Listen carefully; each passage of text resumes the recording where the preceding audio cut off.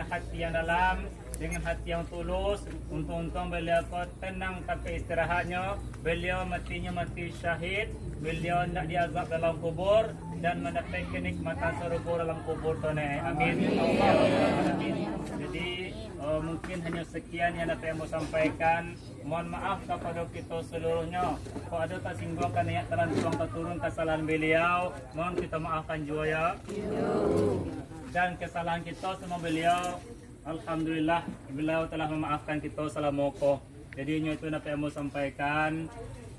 Sebelum kita lapihkan beliau kepada tempat istirahat beliau yang terakhir, kita bacakan Al-Fatihah sekali seorang untuk menjadi sebagai situasi dingin untuk beliau dalam kuburnya. Amin. Ya Rabbal Alamin. Bin Nabiyil Karimil Mustafa Taha Muhammadin sallallahu alaihi wasallam summa khusuban li ruhi Siska'atah ya Rusdi binti Al-Marusdi.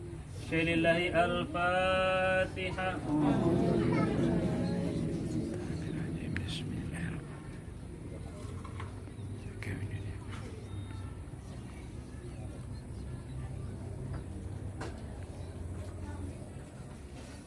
Subhanakallahumma hamdika asyhadu an la ilaha illa anta astaghfiruka wa atubu ilaik.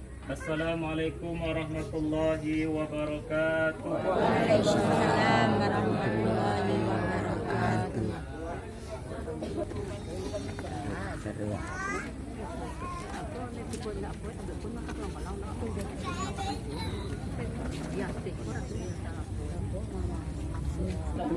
Kakak menyang.